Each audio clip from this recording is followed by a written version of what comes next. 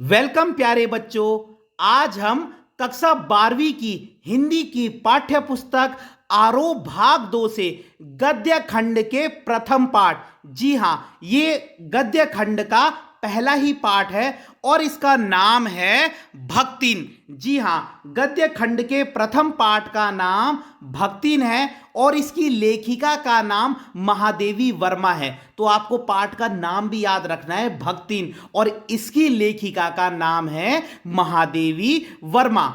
अब प्रश्न उठता है कि इस पाठ में क्या बताया गया है। तो ये पाठ जो है एक औरत के संघर्ष को बताता है कि एक औरत के साथ किस प्रकार से अत्याचार हुआ, लेकिन उसने फिर भी क्या नहीं मानी, हार नहीं मानी। और एक अकेली औरत को क्या है, ये समाज क्या है, गलत नजरों से देखता है ना, उसके साथ अत्याचार भी करता है, लेकिन फिर भी वह औरत क्या है, हार नहीं मानती है। तो उस औरत का नाम ही क्या है, भक्तिन है। और इसका असली नाम था लक्ष्मी। भक्तिन नाम इनका बाद में पड़ता है, ठीक है। तो ये जो है लक्ष्मी की कहानी है कि किस प्रकार उसने अपने जीवन में संघर्षों को सहन किया और बाद में उसका नाम क्या पड़ा, भक्तिन पड़ा। तो ये जो कहानी है ये लक्ष्मी के भक्तिन बन जाने की कहानी है कि किस प्रकार एक औरत लक्ष्मी से भक्तिन बनती है, वो अपने जीवन में किन किन परेशानियों को देखती है और उनका किस प्रकार से सामना करती है। अब देखिए, पहला प्रश्न है,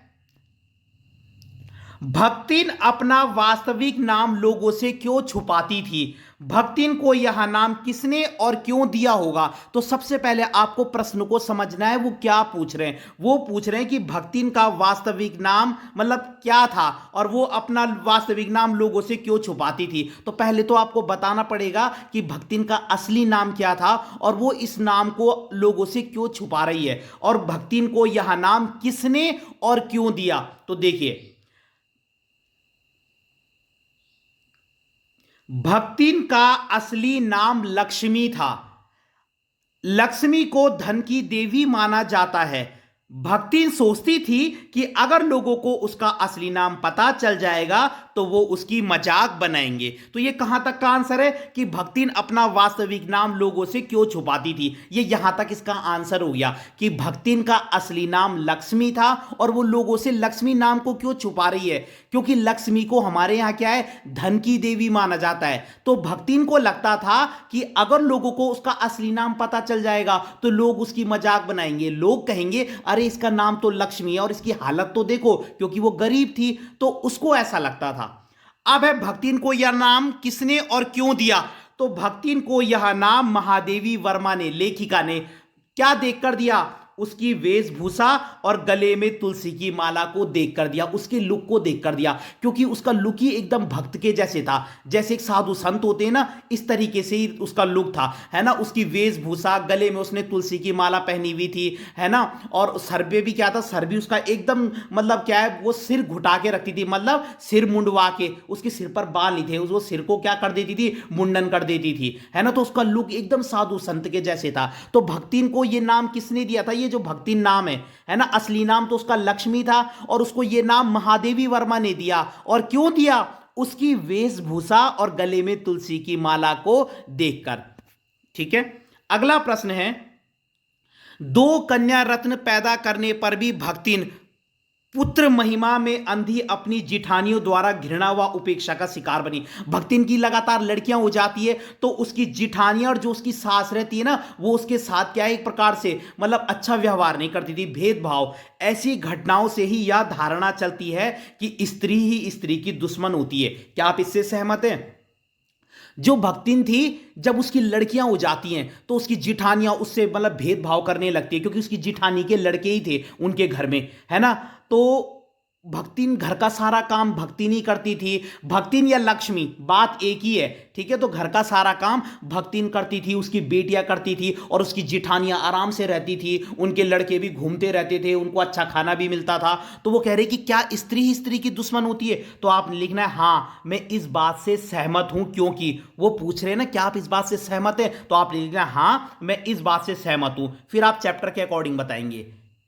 घर का सारा काम भक्तिन और उसकी बेटियां करती थी, उसकी जिठानियां और उनके लड़के आराम करते थे, भक्तिन और उसकी बेटियों को अच्छा खाना नहीं मिलता था। और लास्ट में लिख देना कि स्त्री भूल जाती है कि वह भी कभी बेटी थी। मतलब अक्सर औरतें ये भूल जाती कि वो भी तो कभी मतलब क्या है किसी की बेटी रही होंगी, तो उनको तो ऐसा व्यवहार बिल्कुल भी नहीं करना चाहिए, है ना। क्योंकि कहते ना, बोल क्योंकि सास भी कभी बहू थी। तो वही वाली बात हो गई है कि इसमें यही बता रखा है कि हाँ मैं इस बात से सहमत हूं, किस बात से, कि स्त्री ही स्त्री की दुश्मन होती है। तो आपने चैप्टर के अकॉर्डिंग बताना है ये चीज कि घर का सारा काम भक्तिन और उसकी बेटियां करती थी, उसकी जिठानियां और उनके लड़के आराम करते थे। भक्तिन और उसकी बेटियों को अच्छा खाना भी नहीं मिलता था और उसकी जिठानी और उनके लड़कों को क्या है, अच्छा खाना मिलता था।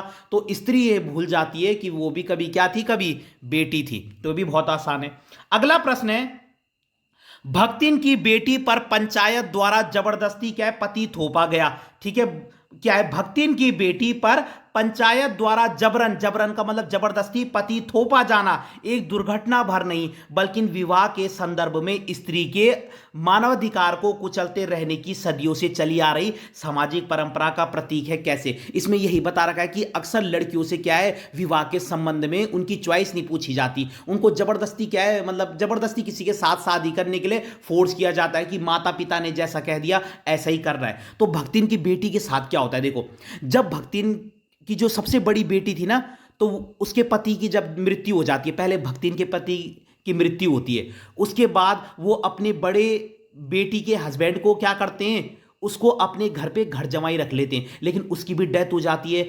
अब इसकी जिठानी और ये चाल चलते हैं कि क्यों ना हम क्या करते हैं, पहले वो भक्तिन की दूसरी शादी करवाना चाहते थे कि ताकि इसकी प्रॉपर्टी भी हमारे नाम हो जाए, मतलब जो भी उसके अच्छे खेत ऊत हो गए थे, ठीक है, इसका सब कुछ हमारे नाम पे हो जाए। लेकिन भक्तिन तो मना कर देती है बिल्कुल। तो वो उसकी बेटी के साथ क्या करते हैं, वही उसके जो जेठ थे वो किसी लड़के को उसके कमरे में भेज देते हैं। अब इसकी लड़की तो उस पर थप्पड़ उप्पड़ मारती है, तो बाद में वो पंचायत को भी कहती है कि मैं बेगुनाह हूं, देखो मैंने इस लड़के को थप्पड़ भी मारे, मैंने इसके साथ मतलब कुछ नहीं किया, ना ही मैंने इसे बुलाया, ये अपनी मर्जी से आया था। लेकिन पंचायत क्या करती है, वही कहती है ये लड़का तुम्हारे साथ रहा है कुछ टाइम, तो तुम्हें इसके साथ जबरदस्ती शादी करनी पड़ेगी। वो ऐसे ही फैसला सुना देते हैं लड़के के हित में।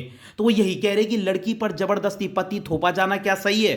तो वो कह रहे पंचायत के गलत फैसले के कारण भक्तिन की बेटी पर जबरदस्ती पति थोपा गया। बिल्कुल सही बात है। हाँ, फिर आपने लिखना है, हमारे समाज में स्त्री को पुरुष से कम समझा जाता है, वह अपनी इच्छा से विवाह नहीं कर सकती और अगर वह ऐसा करती है तो उसे गलत समझा जाता है। तो ये तो आप लिख सकते हो अपने आप भी, बहुत आसान है।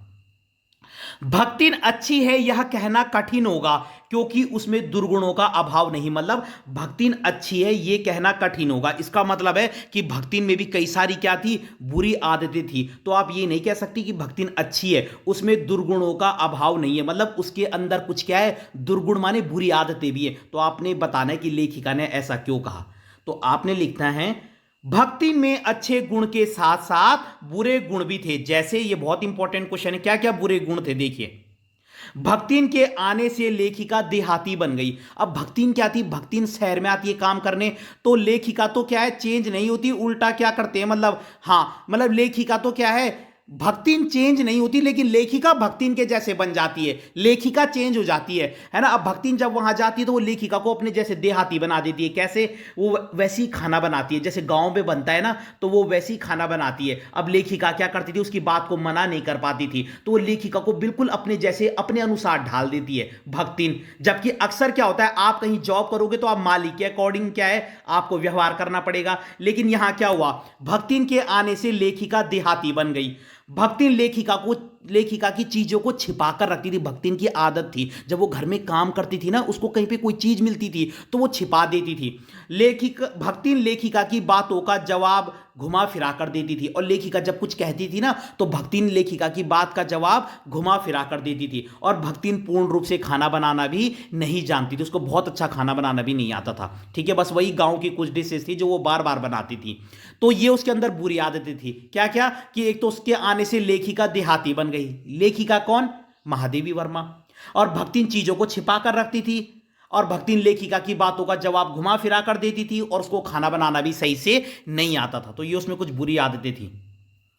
अगला देखिए, भक्तिन द्वारा शास्त्र के प्रश्न को सुविधा से सुलझा लेने का क्या उदाहरण लेखिका ने दिया है। मतलब भक्तिन क्या थी, जैसे आप उसके सामने कोई बात कहोगे ना तो वो उस बात का जवाब अलग ही लॉजिक से देती है, ठीक है, देखिए, लेखिका ने एक बार कहा कि औरतों का सिर मुंडाना अच्छा नहीं होता, तो भक्ति ने जवाब दिया कि मतलब भक्ति ना अपना सिर बार बार मुंडवा देती थी, मतलब वो गंजी हो जाती थी। तो लेखिका ने एक बार उससे कहा होगा कि भाई स्त्रियों का या औरतों का ऐसे सिर मुंडाना अच्छा नहीं लगता, तो भक्ति देखो उसका क्या जवाब देती है, तीरथ गए मुंडाए सिद्ध, यानी कि जो बड़े बड़े सिद्ध लोग भी क्या होते हैं, वो भी क्या करते हैं, सिर मुंडाकर ही कहां जाते हैं, बस तीरथ जाते हैं। ये उसका लॉजिक था। फिर ये सुनकर लेखिका चुप हो गई, क्योंकि वो जानती थी कि भक्तिन से जीतना आसान नहीं है। फिर वो बहस करने लगती थी। तो आपने ये लाइन याद रखनी है बस, बाकी तो बहुत ईजी है ये वाली लाइन, ठीक है, कि लेखिका ने एक बार कहा कि औरतों का सिर मुंडाना अच्छा नहीं होता, तो भक्ति ने जवाब दिया कि तीरथ गए मुंडाए सिद्ध। और यह बात सुनकर लेखिका चुप हो गई, क्योंकि वो जानती थी कि वो भक्तिन से बहस में जीत नहीं सकती। अगला देखिए, भक्तिन के आ जाने से महादेवी वर्मा अधिक देहाती कैसे हो गई, मतलब वही पॉइंट है। तो भक्तिन के आ जाने से महादेवी अधिक देहाती हो गई, क्योंकि क्यों हो गई वो देहाती, भक्तिन लेखिका को ज्वार की रोटी बनाकर देती थी, भक्तिन लेखिका को आटे का हलवा बनाकर देती थी, भक्तिन लेखिका को मकई का दलिया बनाकर देती थी, और लेखिका भक्तिन की किसी बात को मना नहीं कर पाती थी। वही लेखिका उसकी बात को मना ही नहीं कर पाती, तो उसके अनुसार पूरी तरीके से ढल जाती है। तो यहां पे आप बहुत इजीली याद कर सकते हैं। आपने याद रखना है ज्वार की रोटी, आटे का हलवा और मकई का दलिया। तो आपने ये चीज लिख दोगे कि भक्तिन लेखिका को ज्वार की रोटी देती थी, भक्तिन लेखिका को आटे का हलवा देती थी, भक्तिन लेखिका को मकई का दलिया देती थी, और लेखिका भक्तिन की किसी बात को मना नहीं कर पाती थी, तो वो देहाती बन गई। नेक्स्ट है, आलो अंधारी की नायिका बेबी हालदार और भक्तिन में क्या क्या सिमिलरिटी है दोनों में। आपने कक्षा 11वीं में पढ़ा होगा, आलो अंधारी चैप्टर पढ़ा था, जिसमें बेबी हालदार थे, जिसमें तातुस था, तातुस उसकी मदद करता है। तो वो कह रहे कि बेबी हालदार और भक्तिन की पर्सनैलिटी में, व्यक्तित्व का मतलब क्या है, दोनों की पर्सनैलिटी में क्या क्या आपको समानताएं मिलती हैं। तो दोनों के व्यक्तित्व में निम्नलिखित समानताएं देखिए, बहुत ईजी है। दोनों अपने मालिक के प्रति ईमानदार थी, दोनों के मालिक अच्छे दिल के थे, दोनों का जीवन दुखी था, और दोनों नौकर होते हुए भी होनहार थी। तो आप ये 4 पॉइंट भी आसानी से लिख सकते हैं, ठीक है। तो अगर आप इन प्रश्नों को एक बार पढ़ेंगे ना, तो आपको ये आसानी से याद हो जाएंगे। और ये प्रश्न छोटे नहीं है, आपको पेपर में इतना ही लिखना है, 3 मार्क्स में ज्यादा लिख के आपको कोई एक्स्ट्रा नंबर नहीं मिलने वाले। आप साफ काम कीजिए और एकदम सटीक आंसर लिखिए, और कोशिश करिए कि हम पॉइंट में लिखें। पॉइंट में जब आप लिखते हो तो आपको सटीक नंबर मिलते हैं और काम भी बहुत अच्छा लगता है। तो अगर आपको वीडियो पसंद आई हो तो लाइक कीजिएगा, कमेंट कीजिएगा और चैनल को सब्सक्राइब जरूर कीजिएगा। धन्यवाद।